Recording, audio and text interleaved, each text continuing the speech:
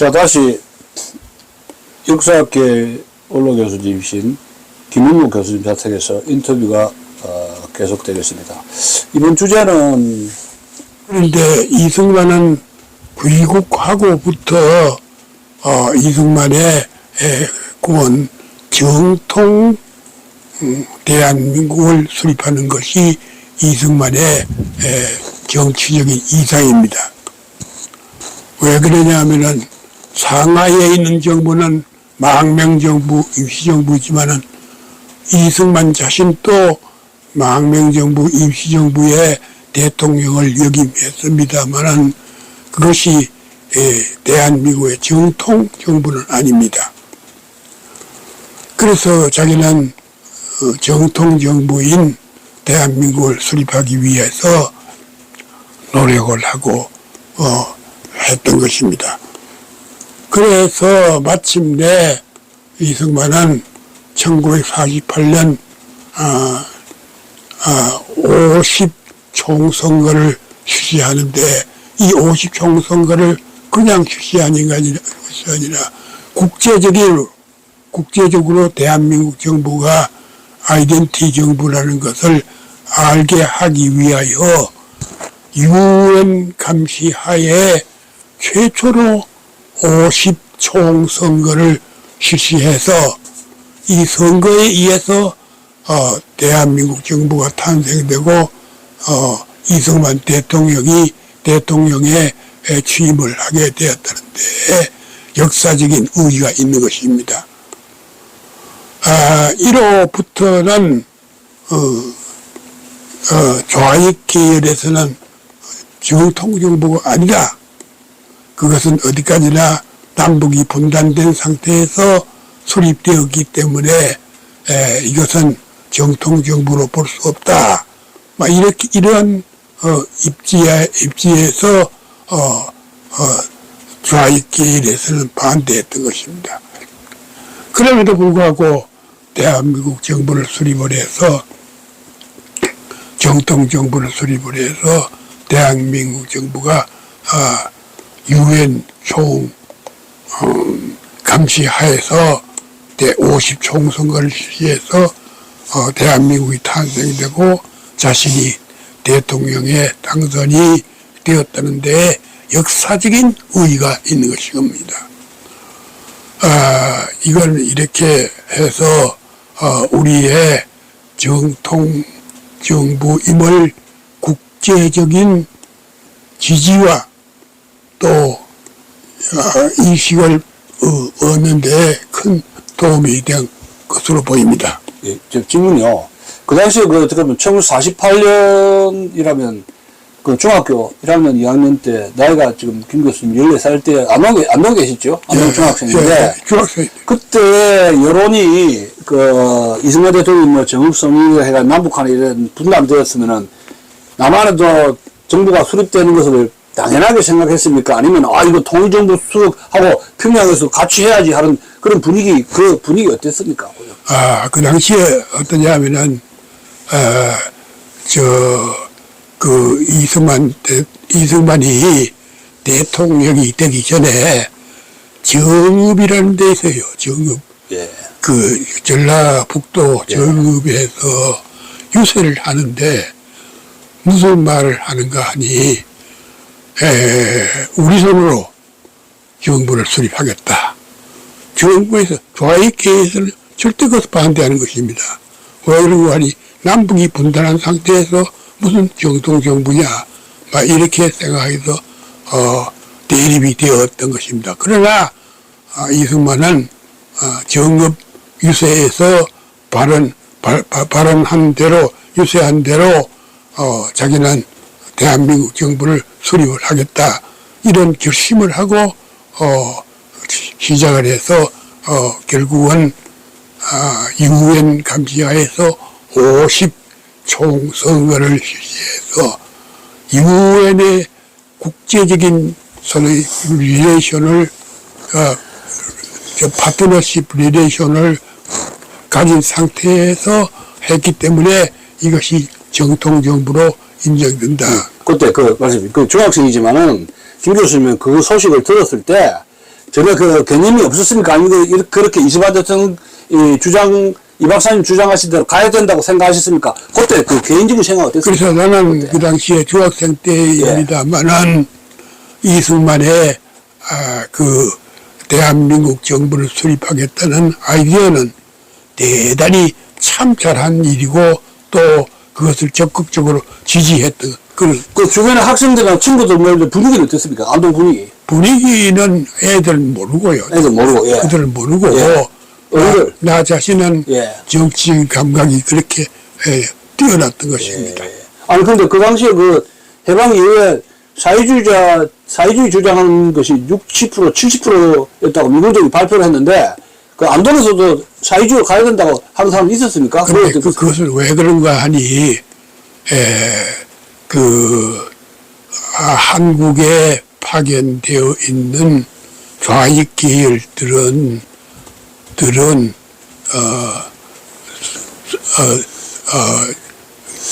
공개적인 공산주의를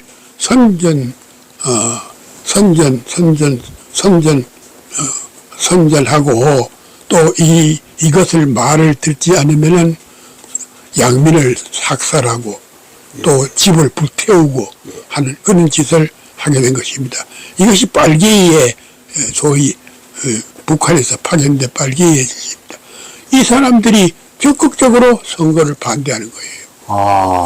이 선거를 반대하는 이유는 뭐겠습니까? 결국은 남북 분단 상태하에서 이북 정부는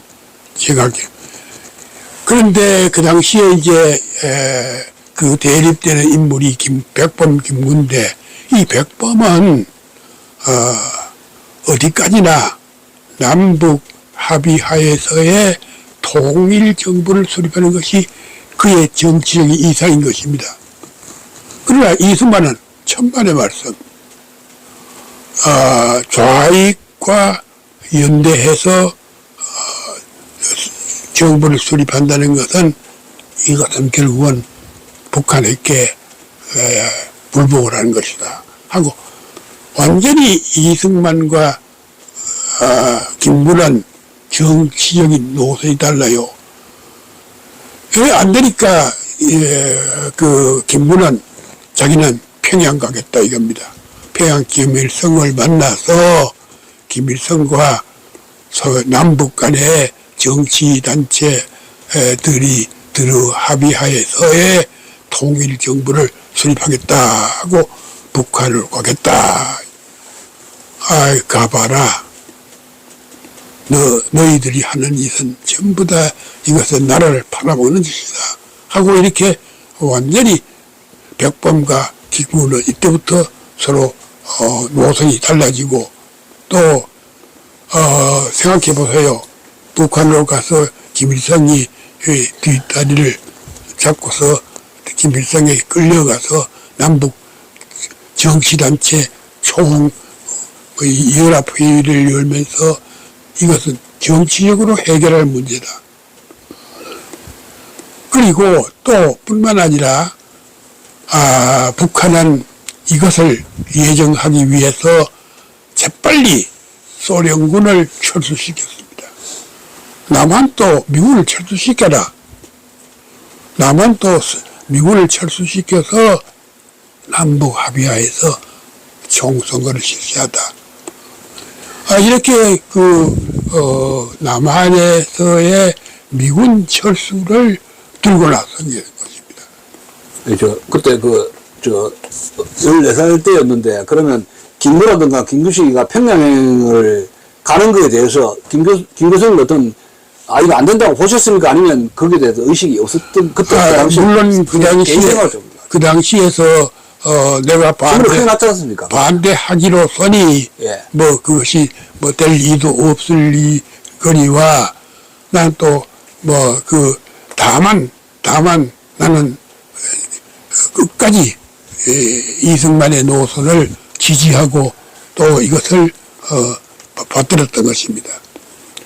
그래서 이제 이 미군을 철수하라 명분서거든요. 우리는 소련군을 철수시켰는데 왜 너는 너희들 미군을 철수시켜?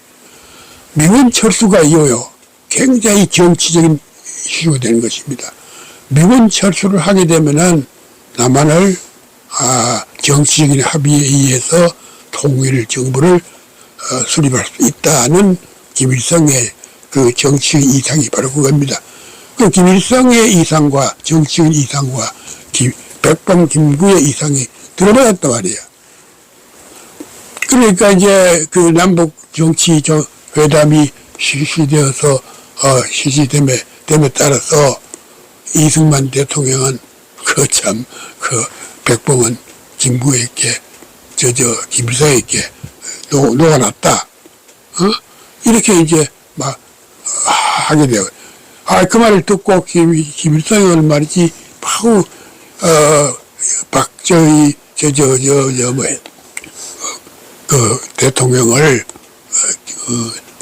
대통령을 막 욕질을 하면서 막 하게 된 것입니다. 박정희 아니죠? 이승만 박사. 이승만 박사를 욕질을 하면서. 그러면 그 당시에 그 안동에 계셨는데 그 정치적 인식이 상당히 이 박사의 노선하고 우리 중학생인 김 교수님하고 합치가 됐다고 이렇게 볼 수 있는데 합치있어요. 그때 그 중학교 선생님도 그렇게 말씀하셨습니까? 아니면 혼자 이렇게 생각하신 아버지 영향이 있습니까? 뭐 전혀 생각 없이. 그 신문에 나왔잖아요. 신문에 나오죠. 그런 기사. 우리 신문을 보고 이제 신문을 보고 이제 판단하는 것이. 신문에. 예. 그러니까 신문이 매답을 해주는 거지. 뭐 내가 뭐 활동을 할 수 있겠어. 그 중학교 그 선생님들 뭐라고 이야기해요? 중학생 아무 말도 안 해요? 그런 말 안 해. 그 신문이 상당히 보수적인 신문들이 많았네요. 네. 그래서 백범 김구가요. 김구의 정치 이상이 그때부터 갈라짐으로써 백범과 이승만에 갈라서게 된 것입니다.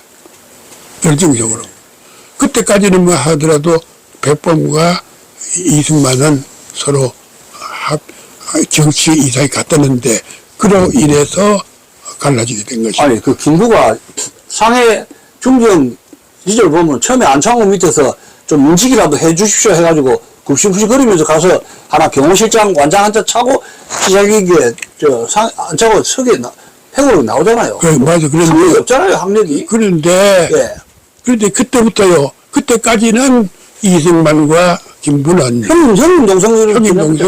형님 동생하고 합치돼서 그때부터 분리돼 버려. 아니 북한의 그 성시백이라는 불악시한테 이 좀 놀아난 것 좀 그런 게 있잖아요. 김구가 불악시. 그거는 잘 모르겠고 하여튼 나는 그때부터 백범 김구가 너무나 참 도박을 한다 하고 생각하고 참 한탄을 했어요. 그러니까 이제 남북 정치단체 정당제 시민단체 통합해서 연석회의라고 해. 정치회의 했거든요. 하니까 이승만은 콧등을 끼면서 이런들이 다 김일성에게 백범 김구와 서로 같이 해서 하는 것에 대해서 적극적으로 이거 반대했던 거예요. 그러니까 김일성이가 막 육자백이 이용을 하는 거라 이승만을 통일 정부를 수립하는데 반대하다니 하고 이렇게 완전히 갈라지게 된 것입니다. 그럼 그 당시에 남한의 분위기는 앞으로 자기 대통령은 건국 대통령은 이승만이라는 것이 컨센서스가 이미 만들어졌을 겁니까? 어떻게 보십니까? 그 당시에요. 정치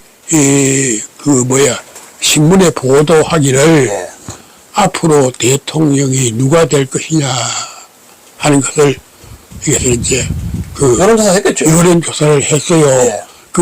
정식으로 나라에서 한 것이 아니라 개인이 어떤 정치단체에서 실시했어요. 하는데 압도적으로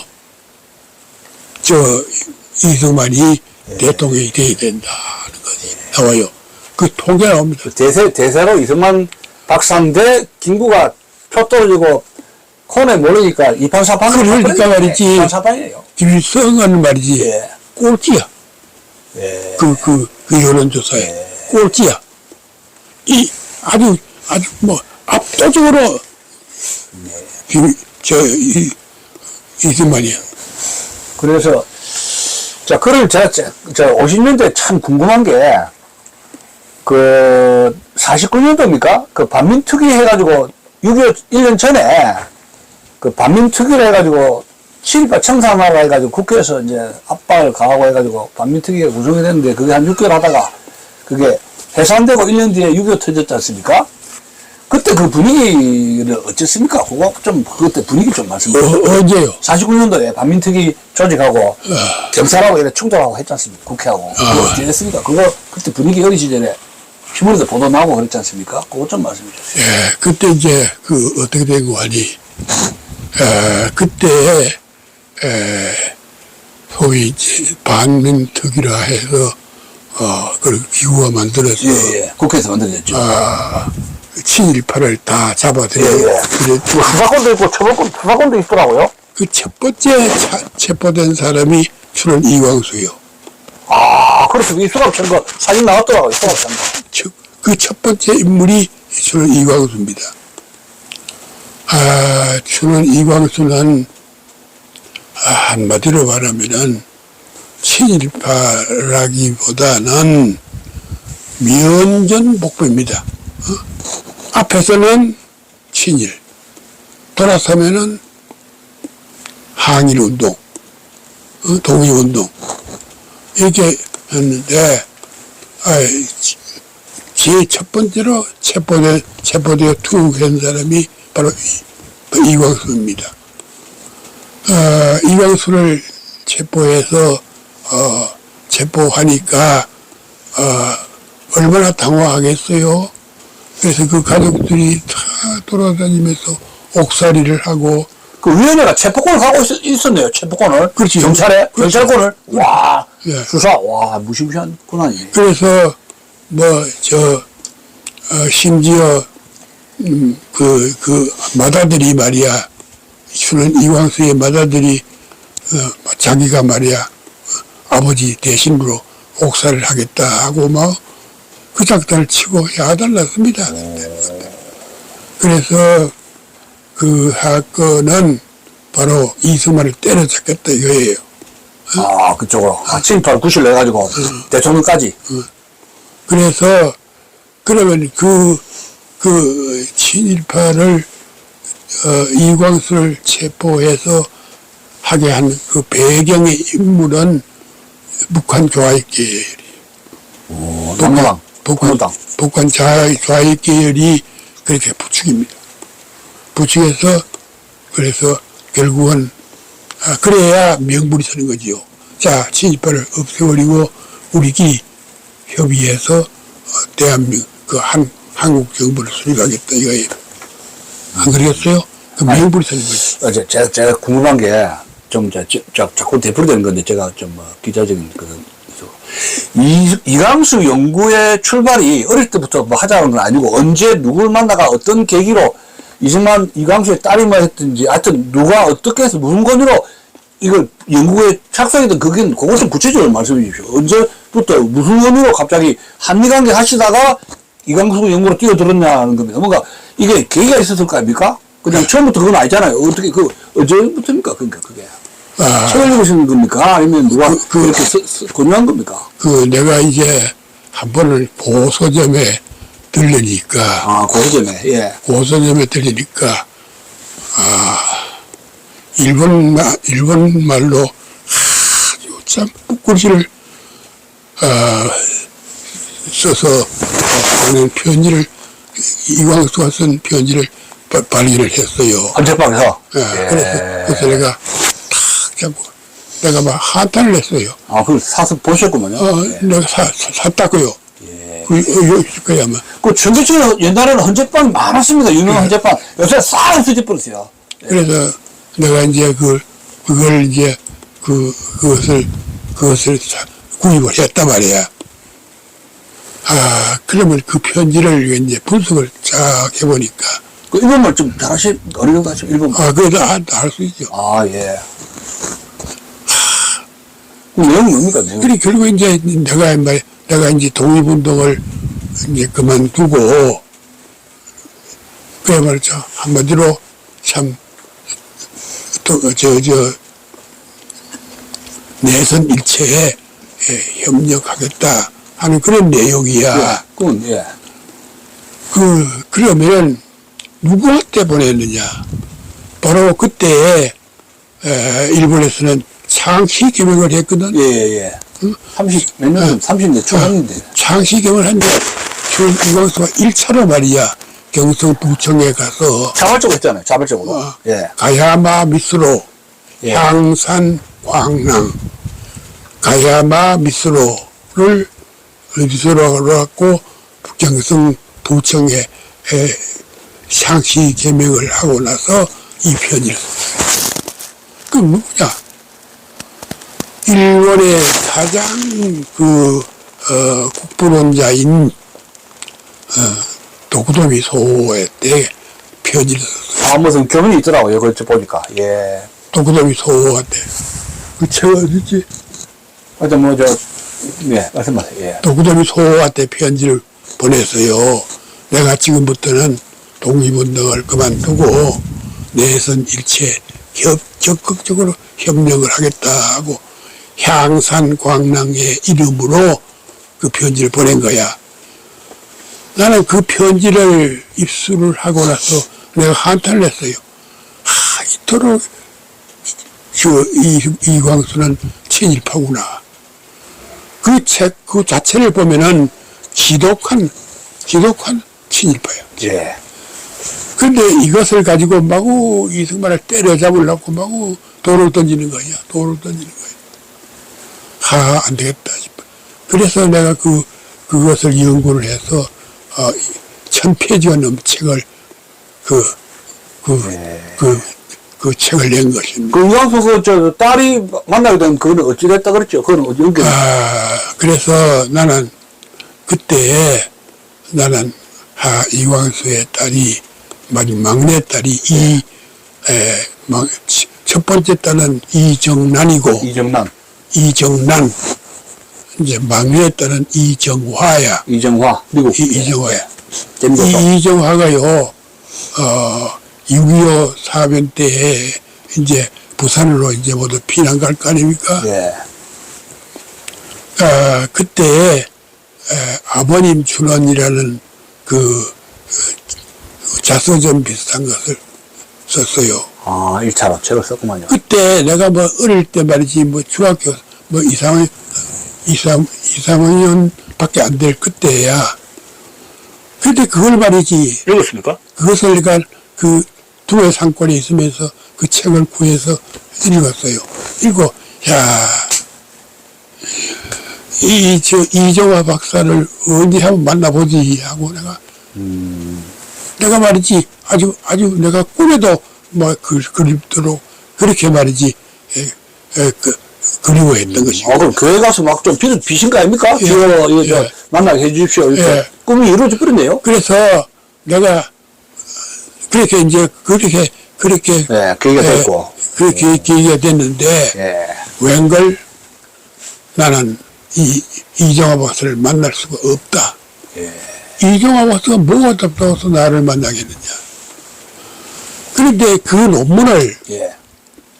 이광수가 그렇게 참 창씨 개명을 하고 독립운동을 그만두겠다 하는 이 편지가 완전히 배치가 되는 거거든. 예. 이걸 바로잡아야 되겠다 하는 이런 생각을 가지고서 나는 해봤는데 그걸 10년 흘렀잖아. 세월이 그만큼 그러고. 마음속으로만 있었지. 이정화 박사를 만날 수가 없었겠다. 예. 만날 수가 그 없겠다. 계기는 언제 이렇게. 그래서 내가 이제 미국에서 온 사람이 아주 친한 분이 그 당구대입니까? 당구대 아니야. 연희 전문학교 출신이야. 연예부랄까. 연희 전문학교 출신인데 이분이 한번 나를 찾아왔어요.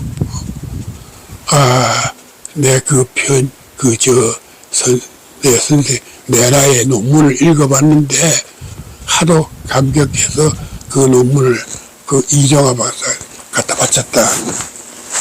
이정화 박사 읽어보니까 이게 지혜가 차거든요.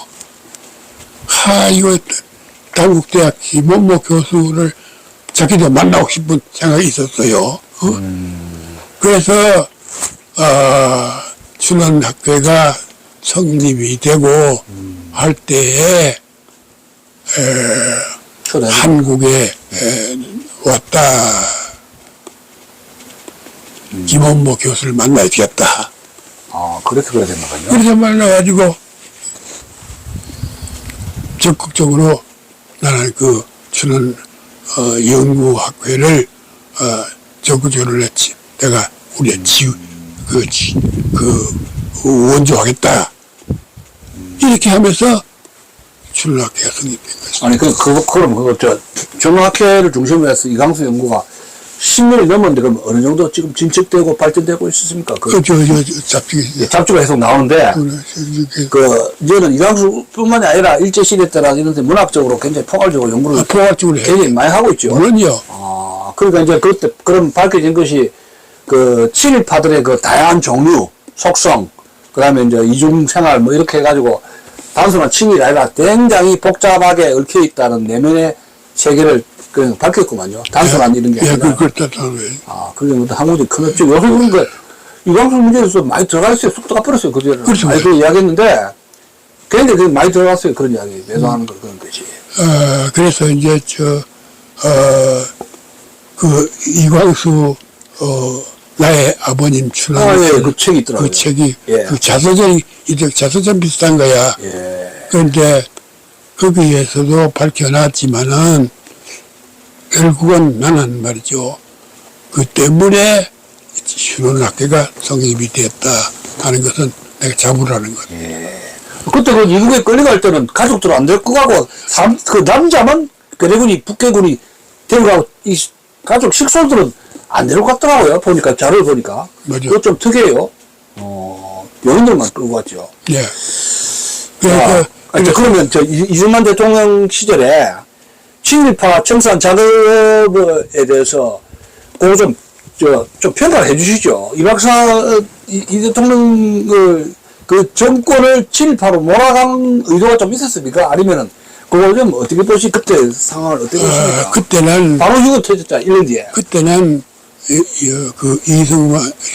이광수가 예. 친일파라는 그 누명을 예. 벗어날 수가 없어요.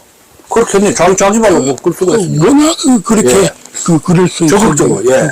적극적으로 썼으니까 예, 예. 뭐 벗어날 길이 예, 없어요. 이것을 벗어나게 하는 사람이 바로 나입니다. 내가 그것을 벗어나게 했다고요. 예. 그러니까 나 자신은요, 이 춘원학회를 성립하는 데에 내가 결정적인 중심 인물이 되었다 하는 것은 내가 자부하는 바입니다. 아이고, 동네 교수들이 또 처음에는 막 깐술 그것처럼 김문무 교수님한테 처음에는 그거 좀 비판하고 한 점이 있었죠. 공격하고. 그렇죠. 그렇죠. 그 용기 없으면 그건 못합니다. 그런 거예요. 용기가 없으면. 그래서 이제 춘원 이광수 나의 아범 자서전 말이죠. 비싼 거는 예. 그 후에 이제 나오는데 거기에 그 후문에 나와요. 예. 내 이름이 예. 김아봉의 교수 그 덕으로 그렇게 했더라. 그 나옵니다. 그거 있을 거야 뭐예요. 예. 그러면 이승만 정권 시절에 아주 10대 정충을 보내셨는데 결국 이제 4.15 부정선거를 했지만은 그 이승만 대통령 건국 대통령을 지금 돌이켜보면은 종합적으로 요새 지금 대통령들 엉망 많지 않습니까? 감도 안 되는 대통령들이 대통령 되겠다고 법을 했다 해가 설치고 있는데 참 국민들이 참 가관이라고 볼 수밖에 없습니다. 정치 현실을. 그래서 이승만 대통령이 추구했던 그 건국 정신 이것이 훼손되고 있는데 지금 어떻게 보십니까? 한번 정리를 당시를 생각해 보신다면. 예. 그것을 내가 정리를 하죠. 예.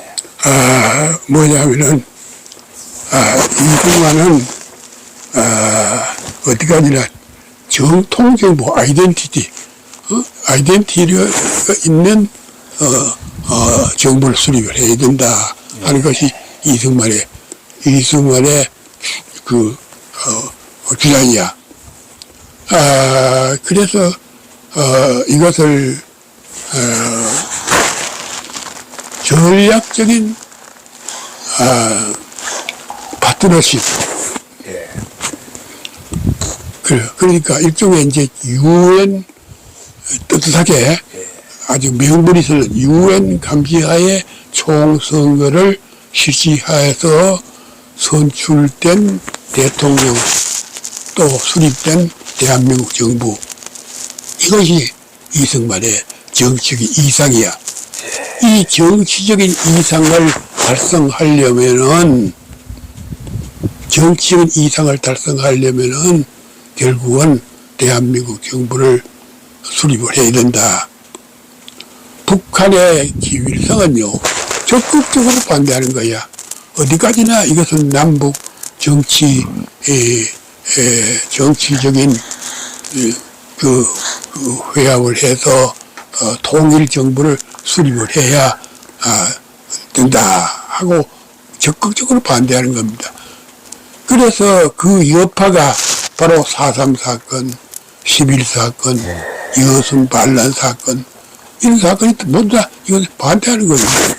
그러면 제주 사건 터졌을 때 우리 안동에서 김 박사님 그 소식을 들었을 거 아닙니까? 그래서 소식이 들어받고 했는데, 제가 어린 시절에는 4.3은 남로당 폭동이었다고 발언이라고 했는데, 그 당시 안동에서 그 소문 듣고 했을 때 그 분위기는 4.3 총선, 4.3 사건이 총선 반대하고 이렇게 했는데, 그 당시에 김홍모 교수님은 그 제주 4.3 보고 어떤 생각하셨어요? 난 그 4.3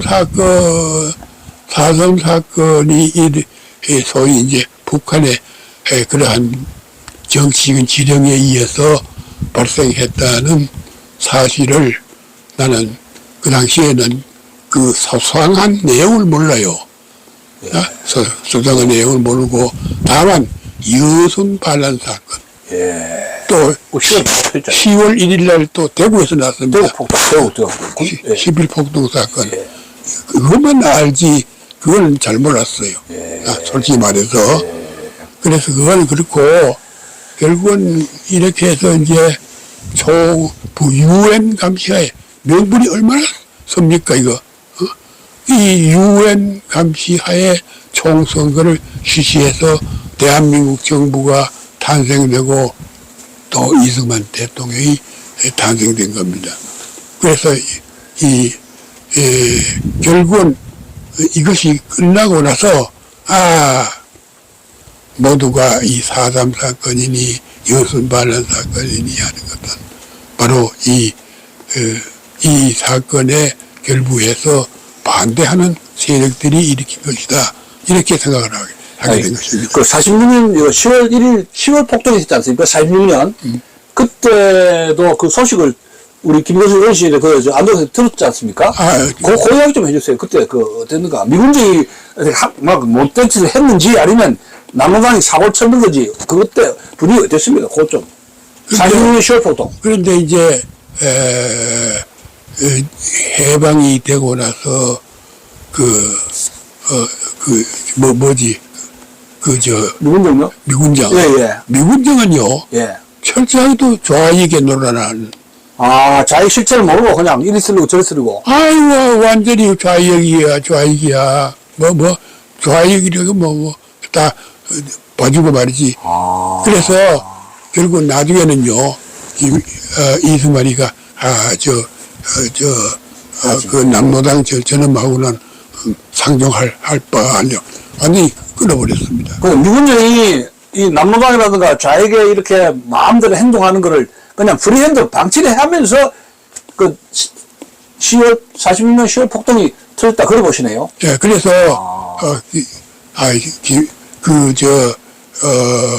이승만은요 정치 감각이 뛰어나요. 저는 안 되겠다 싶어서. 그래서 이승만 박사가 46년 10월 폭동을 보고 이 좌익하고는 상대할 수 없다 이렇게 판단하셨다는 말씀이죠. 그래서 그 있으면 안 되겠다 싶어서 내가 도미를 해야 돼. 미국에 가야 되겠다. 미국에게 하소연해서 내가 한 대한민국 정부를 수립하겠다 하고 하니까 아이고 뭐 장기화에 갈 비행기가 있어야 말이죠. 메가더 사령관에게 그 실토를 했어요. 대한민국 정부 수립할 때요. 메가더 장군을 초청을 했는데 기뻐 공항에 들어와서 메가더를 끌어안고 우리 한국 좀 살려주시오. 이렇게 막 하소연합니다. 그러니까 그 메가더 장군이 명령하십시오. 한국을 살려주겠습니다. 한국을 살려주겠습니다. 한국의 안보를 책임지겠습니다. 여러분들 생각해 보세요. 인천, 그 북한이 탱크를 앞세우고, 3일 만에 서울을 점령했어요. 세상에. 3일 만에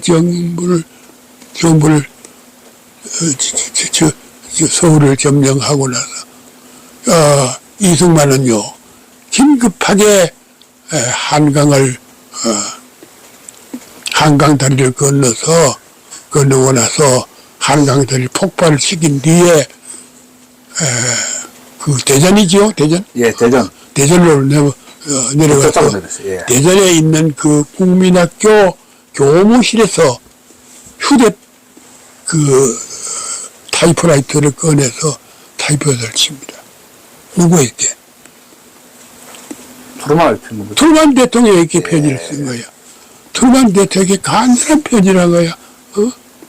한국을 좀 구원해 주시오 하고 편지를 씁니다. 그 편지를 받아들고 트루만 대통령은 미 8군을 한국에 파견해서 한국의 안보를 지켜주겠다 하니까 참모들이 모두 다 아이고 그러면 국제적으로 확전될 것이다 하고 염려하니까 모든 것은 내 책임을 진다 하면서 미 8군을 보낸 것입니다. 이 미 8군이 주한 미군의 하나의 기초가 된 것입니다. 자, 그러면 요거 정도로